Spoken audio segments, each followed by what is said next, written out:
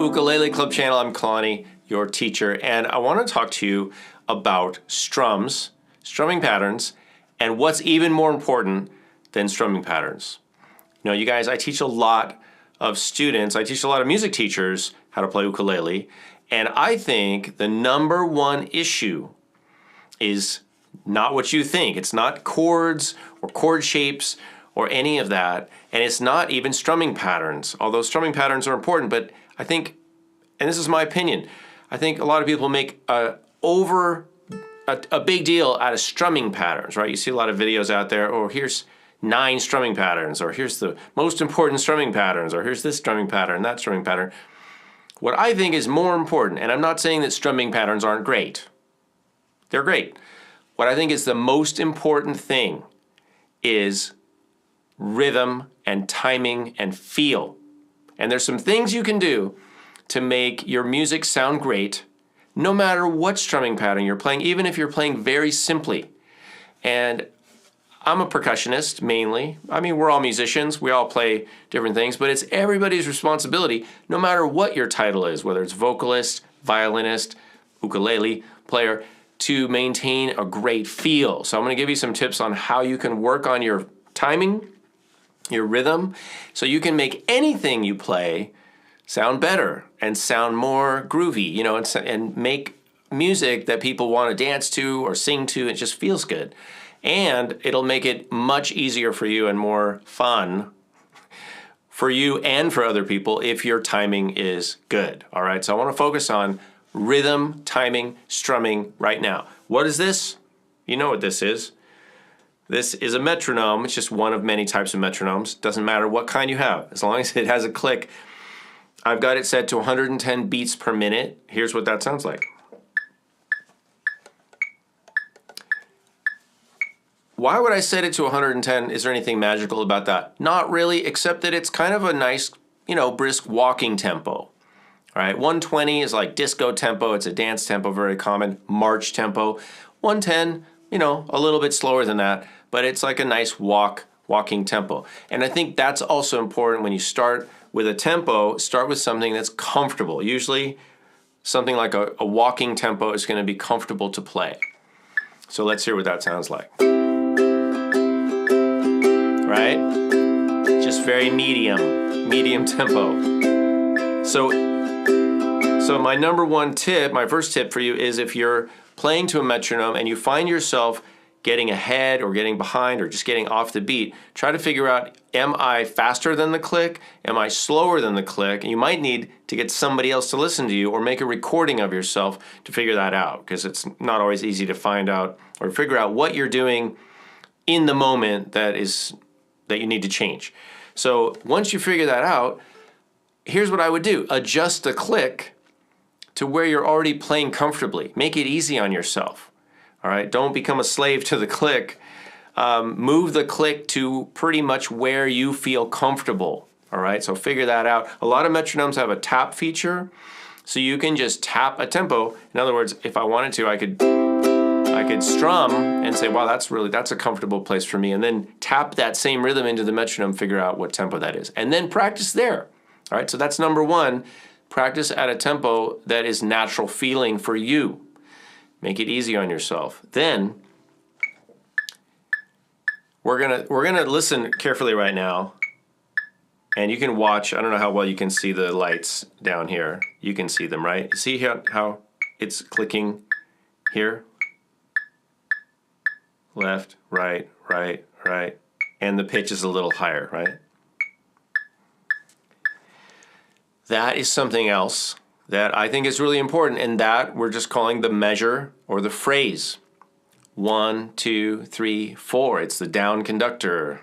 It's the 1, 2, 3, 4. Why is that important? It's important because any song you play, no matter what you're strumming, the strumming pattern, the tempo, any of that, no matter what that stuff is, you need to have the orientation of awareness to know where the 1 is or where the phrase is, because that's the building block of the music.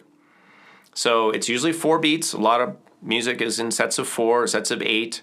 but you can't have a set of 8 unless you're confident with your sets of 4. So what I would do also is have your metronome set up, or whatever you're using, could be a loop or a beat, and make sure that when you practice your strums, you're aware of where that 1 is. 1, 2, 3, 4, 1, 2, 3, 4. And you practice with that awareness.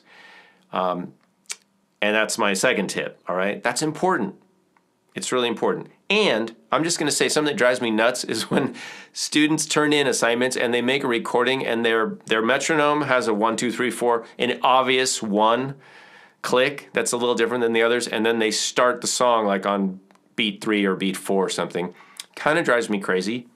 You know, is that me? Yeah, sure. But try to, when you practice that, try to align with the 1. It's just going to be better for everybody, I think.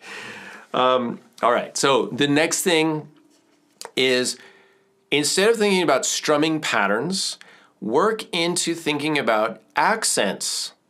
Accents are wonderful, and accents are really what strumming patterns are based on, because most strumming patterns are always going to be using a down-up motion, right? Because why? Because strumming is drumming, and if we're strumming a strum pattern, we're moving down, up, down, up, down, up. Now, it might be a swing, it might be straight,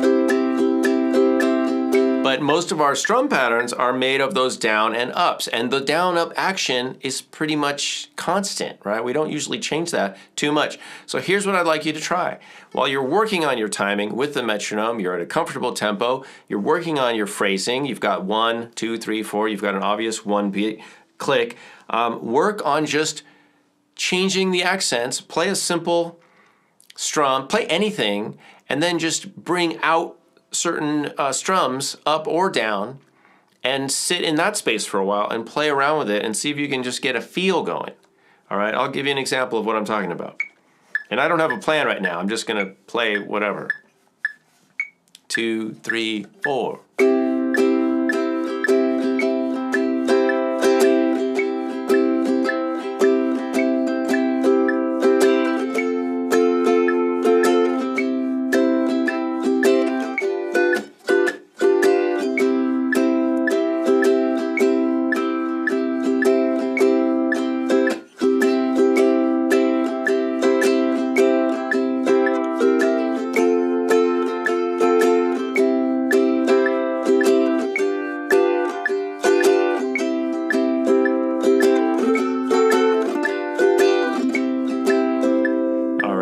So what was I doing there? I'm just kind of playing an easy thing, but I'm varying what I'm doing, and I'm playing with accents. You know, strumming pattern, it's not all or nothing.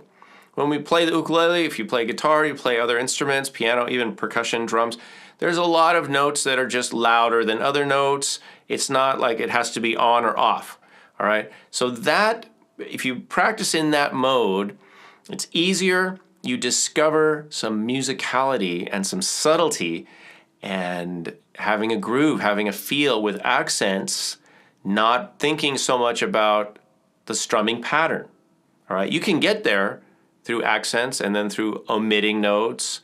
That's a good way to get there, to different strumming patterns. But let's take the emphasis off of learning a quote-unquote strumming pattern, whether it has a name or not, and think about playing musically, playing in time, playing in a phrase, and just starting there. And then anything you play is going to sound better. It's going to sound groovy, all right? I want you all to sound groovy. That's the goal, all right?